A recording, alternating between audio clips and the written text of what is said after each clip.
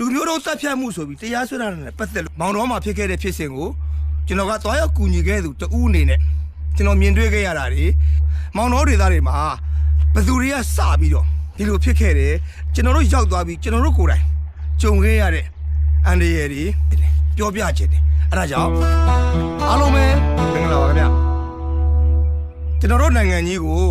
ဂမ်ဘီယာနိုင်ငံကနေပြီးတော့ဂျီနိုဆိုက်ပေါ့နော်ကျွန်တော်တို့လူမျိုးတို့တပ်ဖြတ်မှုဆိုပြီးတရားစွဲတာနဲ့ပတ်သက်လို့ကျွန်တော်ပြောစရာလေးတွေရှိလာလို့ပါကျွန်တော်ကပြင်ဦးလင်ကိုရောက်နေတယ်နော် channel မှာဖြစ်တဲ့အတွက်ဖုန်းလိုင်းရလဲတစ်ခါလေဟို live သိမ့်မကောင်းဘူးပေါ့နော်ပြီးတော့ live မော်လဲသိမ့်မတက်ဖြစ်တဲ့အခါကျတော့ကျွန်တော်အကြောင်းစုံကိုသေချာမသိခဲ့ပါဘူးအခုတော့ကျွန်တော်ဟိုသိလာပြီဖြစ်တဲ့အတွက်ဒီကိစ္စကိုကျွန်တော်ဘက်ကကျွန်တော်သိသလောက်ကျွန်တော်ကြုံတွေ့ခဲ့ရသလောက်နော်ဒီပြဿနာနဲ့ပတ်သက်လို့ကျွန်တော်ရှင်းပြခြင်းတယ်ပြောပြခြင်းတယ်အဲ့ဒါကြောင့်ကျွန်တော်ဒီဗီဒီယိုဖိုင်လေးကိုနော်လုပ်လိုက်ရခြင်းဖြစ်ပါတယ်ဟုတ်လားကျွန်တော်တို့ဒီကိစ္စဘယ်ရစခဲ့တယ်လဲဘသူတွေကစခဲ့လဲဘာမှဖြစ်ခဲ့တာလဲပေါ့နော်နံပါတ်1ဒီကိစ္စတွေဟာကျွန်တော်တို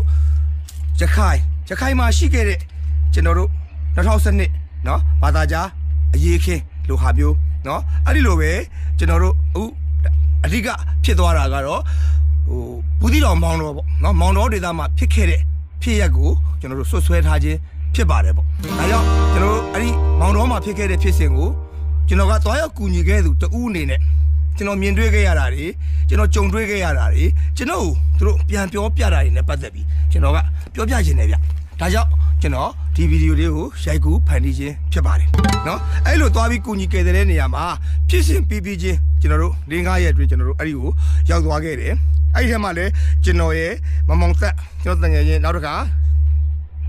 စေဝန်တန်းကျွန်တော်တို့ရန်ကုန်ကနေကျွန်တော်3ရောက်သွားတယ်ဒီလိုပဲကျွန်တော်တို့ရခိုင်စစ်တွေရနေပြီးတော့ဆရာဝေဟင်အောင်เนาะစာရေးဆရာဝေဟင်အောင်ပြီးတော့အန်သာကြီးเนาะအမ်းမြို့မှာနေတဲ့ရခိုင်အမ်းမြို့မှာနေတဲ့အန်သာကြီးကျွန်တော်တို့တွေဟာအဲ့ဒီနေရာကိုအစောလင်ဆုံးရောက်သွားခဲ့တဲ့အဖွဲ့ထဲမှာပါတယ်ပေါ့เนาะကျွန်တော်တို့တွေကြုံတွေ့ခဲ့ရတဲ့အကြောင်းအရာတွေ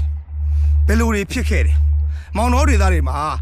ဘယ်သူတွေကစပြီးတော့ဒီလိုဖြစ်ခဲ့တယ်ဒါကိုကျွန်တော်တို့အဲ့ဒေသမှာရှိနေတဲ့နေထိုင်တဲ့သူတွေเนาะအဲ့မှာရောက်နေတဲ့ဝန်ထမ်းတွေเนาะသူတို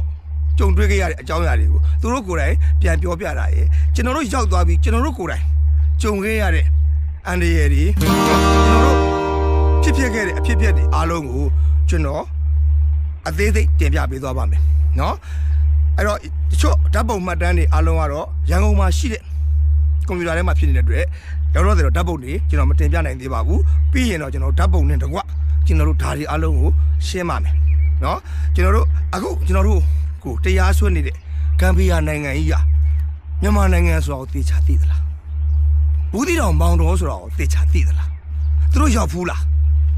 းနော်ဟိုအဝေးကြီးကနေလေသံဖန်းတရားနာပြီးတော့အင်တာဗျူးတွေတင်ပြလိုက်အဟော်တွေတင်ပြလိုက်ဓာတ်တွေတင်ပြလိုက်နဲ့ကျွန်တော်တို့ဆွဆွဲနေတာဗျကျွန်တော်တို့ကနော်ကျွန်တော်တို့ဆိုတဲ့အခါမှာတော့အဓိကတော့ဒီနေရာကိုကုညီကယ်ဆယ်ရေးသမားတွေအများကြီးရောက်ပါတယ်အဲ့ဒီထဲမှာအကြဆုံးနေခဲ့တာရယ်နော်ကျွန်တော်တို့ဟလာဘူးတီတော်မောင်တော်ကနေပြီးတော့ကျွန်တော်တို့ရှိတဲ့ကျင်းချောင်းเนาะအဲ့ရလူတွေကယ်ထုတ်ခဲ့ရတာတွေเนาะကျွန်တော်နေဆက်လုံးဝလက်ချက်စီယိုမှာရှိတဲ့တောင်ပြိုလက်ဝဲတို့ဘန်ဒူလာဆိုတဲ့ရွာတွေထိကျွန်တော်ရောက်ခဲ့တယ်ဒီအကြောင်းအရာတွေရယ်နောက်ပြီးတော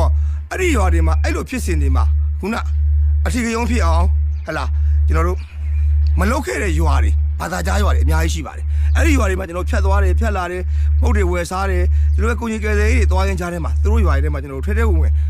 ဟလာသွားလာခဲ့တာဘာမှမရှိဘူးဗျနော်အဲ့တော့အဲ့ဒီဒေသမှာနေထိုင်နေကြတဲ့နေရင်းဆွဲလူတွေနဲ့နော်နေရင်းဆွဲဘာသာကြားတွေနဲ့အခြားဖြစ်သွားတဲ့အဖြစ်ပေါ်မှာပါတဲ့ရွာတွေနဲ့ဘယ်လိုကွာခြားလဲဆိုတာရယ်နောက်ပြီးတော့လူဦးရေပေါက်ကွဲမှုဖြစ်တဲ့အဲ့ဒီရွာတွေပေါ့နော်ကျွန်တော်အိမ်တဲကိုကြည့်လိုက်မယ်ဆိုလို့ရှိရင်အိမ်ကတော့ခတ်သေးသေးပဲအထက်မှာလူ340 50နေတယ်ဗျအဲ့ဘယ်လိုတွေနော်လူတွေကနေကြသလဲဆိုတာတွေကိုကျွန်တော်သိရှိခဲ့ရသလားမှတ်တမ်းတင်ခဲ့ရသလားအဲ့ဒါတွေအားလုံးကိုကျွန်တော်ပြန်ပြီးရှင်းပြပေးမှာဖြစ်ပါတယ်ဒါကြောင့်ကျွန်တော်တို့အဲ့လိုကယ်ဆယ်ရေးကိစ္စတွေကိုသွားခဲ့တဲ့ပေါ့နော်ရန်ကုန်ကလာအတင်းနေရေးရပေါ့မြန်မာပြည်အနေနဲ့ကလာတဲ့သူတွေအားလုံးထဲမှာတော့အစောလင်ဆုံးရောက်တဲ့သူနဲ့ဟလာကျွန်တော်တို့အကြဆုံးနေခဲ့တဲ့သူဖြစ်တဲ့ကျွန်တော်တို့ကနေပြီးတော့ဒီကိစ္စတွေနဲ့ပတ်သက်လို့ကိုယ်တိုင်ကြုံတွေ့ခဲ့ရတာရယ်ပြန်လဲကြားသိခဲ့ရတာရယ်အဲ့ဒါတွေအားလုံးကိုဓာတ်ပုံမှတ်တမ်းမှတ်ရရတဲ့ကျွန်တော်တို့ရှင်းပြပေးပါမယ်ခင်ဗျာကျေးဇူးတင်ပါတယ်ပြန်ဆုံပါမယ်ကျွန်တော်အပိုင်းလိုက်ဆက်ပြီးတော့တင်ပေးသွားပါမယ်ခင်ဗျာ